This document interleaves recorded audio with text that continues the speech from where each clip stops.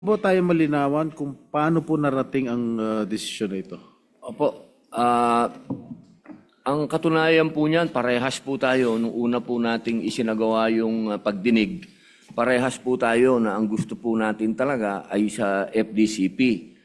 Kinuha po natin yung panig ng FDCP dahil alam naman po natin na parehas po tayong taga-pelikula na ang nararapat sana na mga siwa ng paghahanap ng mga pirated at mag-absorb doon sa mga TOMB, FDCP. Pero nung kami po ay nagsagawa uli ng pagdinig, ang FDCP po ay gumawa ng sulat at sila po ay nagsabi na mas mainam po kung sa ibang opisina dahil hindi po nila ma-accommodate yung lahat ng mga empleyado po na maililipat po sa kanila. Dahil sa ngayon po, ay kukonti lamang daw po ang available sa kanilang opisina. Yung bang mandato ng OMB at yung IPOFIL ay magkahintulad?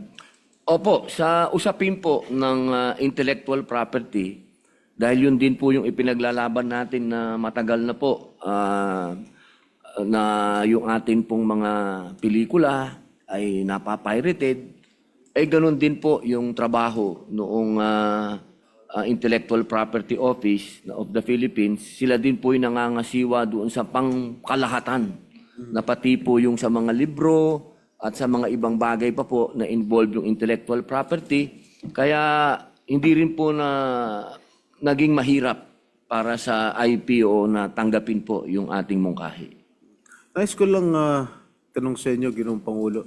Noong bang araw ng naging aktibo kayo gumawa ng pelikula, marami ba nagpipirata ng mga pelikula mo? Opo, pelikula po natin, napakarami po. Ang katunayan, nagpapasalamat po tayo doon sa unang naging mga taon ng OMB. Nandiyan po yung ating dating kasama na dati pong senador din na si Senator Ramon Bong Revilla, kapatid po natin na si Ronnie Ricketts. Sila po yung mga unang naging chair. Yan po ba natin ang pahayag, oposisyon ang FDCP, kaugnay ng panukalang to? Ang nabanggit niyo po kanina, meron pong kasulatan. Opo. Ang tagapangulo ng FDCP. Mari ko ba malaman, mari ba natin malaman kung ano po ang totoong dahilan kung bakit mukhang nagdadalawang isip ang FDCP na tanggapin ang lahat ng ma-absorb na empleyado ng Optical Media Board? Opo. Dito po sa sulat nila, medyo mahaba-haba po yung kanilang sulat. Sinasabi po nila dito na yung pong pag-absorb nila ng mga tao po. Ang IPOFIL, ang mga madi-displace na empleyado ng Optical Media Board. Opo, kung ano Ngunit po sa yung FDCP, dadalawa lang po ang makukuha mukhang po hindi nila. nila kayang may absorb. Tama po ba ako? Opo. Alright. Opo. Yun lang po. At sa pagkakalam po ng butihing sponsor, alin ba sa industriya po ang ba yung pangunahing mandato ng IPOFIL? Yung intellectual property po talaga, halimbawa, katulad po sa atin, sa isa na po yun, sa pelikula. Halimbawa din po yung mga manunulat, yung kanila po mga isinusulat na libro, kung ano man po yung may kinalaman sa talino, yun po yung hawak ng intellectual property po. Malawak po, napakalawak po. Maaari ko ba malaman kung sino po yung hepe ng ahensyang ito? At kanino po under ito? Itong IPOFIL? Is it under the Office of the President? Or the Department of Trade and Industry? Ito po ay nasa ilalim po ng DTI. Okay. At ang kanila pong acting director ay si General Nathaniel Arevalo. Director General po. Only in an acting capacity? Acting capacity po. Intellectual property.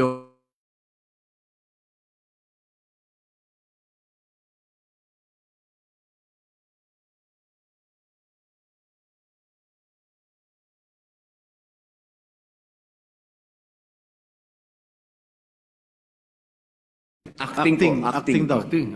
Acting director po. Director General. All right. Mr. President, do you have any information? About the, Who is the head of this agency? Si Attorney Bridget just resigned, recently resigned, that's why she... That's why he's only in an acting capacity, maybe. DG Arevalo. Yes. Oo. Meron na bang naging papel ang IPOFIL sa pagsugpo at paglaban sa pamimirata? Sa usapin po ng pelikula, ngayon pa lang po sila magkakaroon ng doon po sa ating panukala, ngayon pa lang po mapupunta sa kanila ang usapin ng pelikula. Pero doon po sa usapin ng... Then, bukod sa pelikula, meron na ba sila naging previous accomplishments nung araw bukod sa pelikula? Kunwari, sa mga creative industries, katulad ng pagpapublish ng libro, mga gaming, opo, mga software sigurado development, bukod sa pelikulang Pilipino. For the information of our colleagues, the IPO was instrumental in, you may register intellectual properties, intellectual property rights. And that is the reason that, if you will recall, we won a case in the IPO against Tape Incorporated. Opo. With TVJ Productions owning Eat Bulaga as the title. Those are the sort of issues that are raised in the Intellectual Property Office.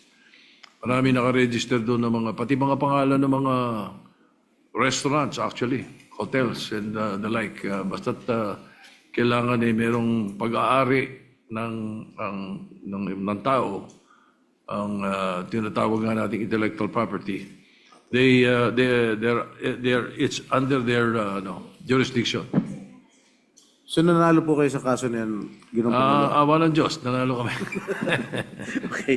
Huling katanungan na lang, Ginoong Opo. Pangulo. Kasi ako'y nangangamba, nababahala. Kasi, siyempre, ilan yung empleyado na madi-displace supposedly 60 po. ng OMB? Opo, 60. 60? Akala ko Opo, 49 lang. 60 po. 60? 60 po. Basta sisiguraduhin 49, natin. Gusto ko- 49 po yung plantilla at 11 na job order. 11 job orders. So kaya na i-absorb ng IPOFIL yan, ha? Kasi Opo. gusto ko lang tiyakin na sa ilalim ng aking panukalang batas na walang empleyado na mapapabayaan during the transition period. At nais ko rin siguruhin na tuloy-tuloy ang pagtatrabaho ng yung mga maapektuhan na mga empleyado ng OMB.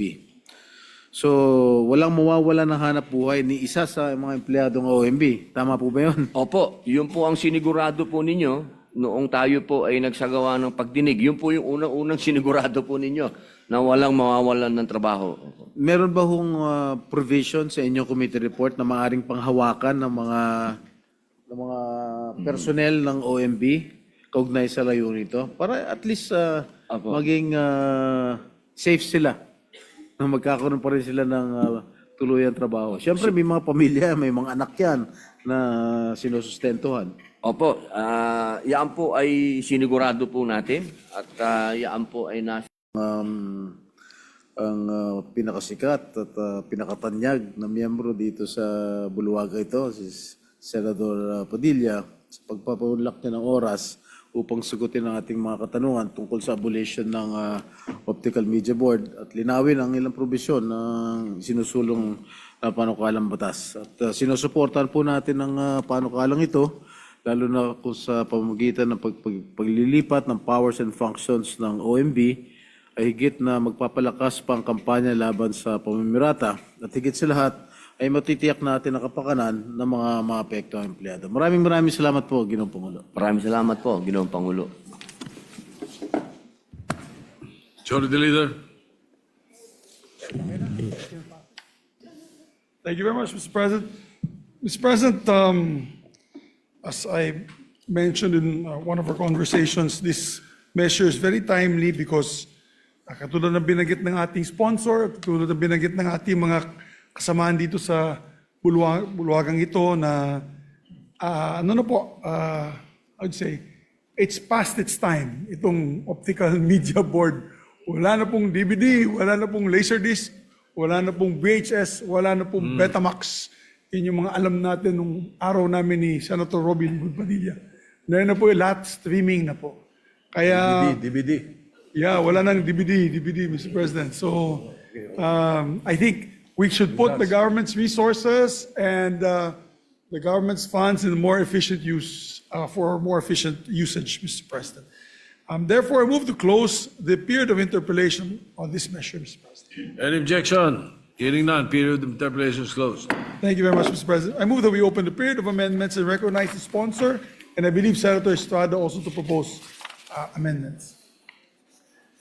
Any objection? Hearing none, period of interpellation, period of amendment is open, and we recognize the sponsor, Senator Estrada, for the proposed amendments.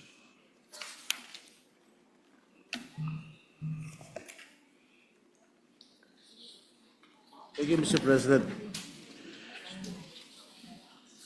Will the gentleman yield for some amendments, Mr. President? Opo, Ginoong Pangulo. Just only one amendment, if I may. On page 2, on line 9, section 3, delete the word or the phrase "as needed." Accepted po. That's it. The sponsor says adopted, accepted. Any objection? Hearing none, adopted. That's all, Mr. President. There being no more amendments, Mr. President, I move that we close the period of amendments. Any objection? Hearing none, period of amendments closed. Mr. President, I move that we approve on second reading Senate Bill number 1654 under Committee Report number 34. So moved. Any objection? Hearing none, Senate Bill 1654 is approved on second reading. Thank you very much, Mr. President. Congratulations, sponsor.